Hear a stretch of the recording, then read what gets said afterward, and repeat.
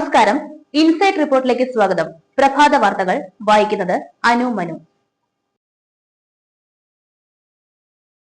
കൊല്ലം കൊട്ടിയത്ത് ദേശീയപാത നിർമ്മാണത്തിനിടെ സംരക്ഷണ ഭിത്തി ഇടിഞ്ഞുതാണുണ്ടായ അപകടത്തിൽ ഒഴിവായത് വൻ ദുരന്തം.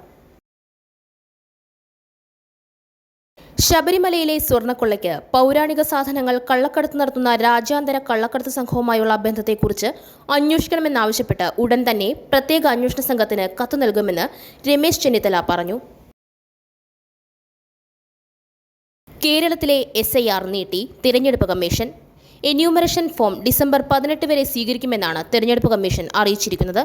ഒരാഴ്ച നീട്ടണമെന്ന സർക്കാർ ആവശ്യം അംഗീകരിച്ചാണ് കമ്മീഷന്റെ തീരുമാനം.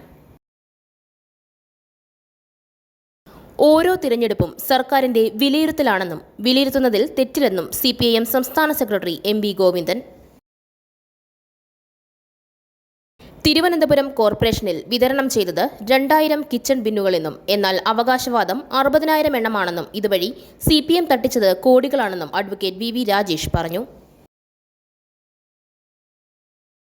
ഫിഫ ആദ്യമായി ഏർപ്പെടുത്തിയ സമാധാന പുരസ്കാരം US പ്രസിഡന്റ് ഡൊണാൾഡ് ട്രംപിന്. അടുത്ത 3 മണിക്കൂറിൽ കേരളത്തിലെ മലപ്പുറം, കോഴിക്കോട്, വയനാട്, കണ്ണൂർ, കാസർഗോഡ് ജില്ലകളിൽ ഒറ്റപ്പെട്ടയിടങ്ങളിൽ നേരിയ മഴയ്ക്ക് സാധ്യതയുണ്ടെന്ന് കേന്ദ്ര കാലാവസ്ഥാ വകുപ്പ് അറിയിച്ചു. മറ്റൊരു വാർത്തയുമായി വീണ്ടും കാണാം. നന്ദി, നമസ്കാരം. കറുകുറ്റിയിൽ 8 സെന്റ് സ്ഥലം വിൽപ്പനയ്ക്ക്. അപ്പോളോ ഹോസ്പിറ്റലിൽ നിന്നും 1 കിലോമീറ്ററും 500 മീറ്ററിനുള്ളിൽ ആരാധനാലയങ്ങൾ, എഞ്ചിനീയറിംഗ് കോളേജ്, മറ്റ് വിദ്യാഭ്യാസ സ്ഥാപനങ്ങൾ, ഹോസ്പിറ്റൽ എന്നീ സൗകര്യങ്ങളുള്ള 8 സെന്റ് സ്ഥലത്തിന് സെന്റിന് 2.5 ലക്ഷം രൂപ പറയുന്നു. ബസ് സ്റ്റോപ്പിൽ നിന്നും സെക്കൻഡ് പ്ലോട്ട്.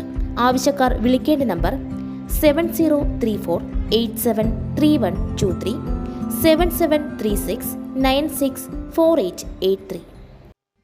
വാർത്തകൾ ചെറുതോ വലുതോ എന്നതിലല്ല കാര്യം. നിങ്ങളുടെ പ്രദേശത്ത് നടക്കുന്ന ഏതൊരു വാർത്തയും അതിന്റെ പ്രാധാന്യം ഒട്ടും ചോരാതെ തന്നെ നിങ്ങളിൽ നിന്നും ഞങ്ങളിലൂടെ ജനങ്ങളിലേക്ക് എത്തുന്നു.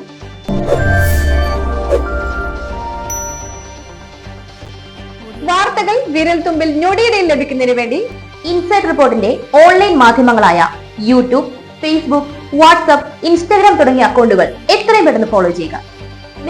നേരത്തെ അറിയാൻ ഇൻസൈറ്റ് റിപ്പോർട്ട് നിങ്ങളിലേക്ക്.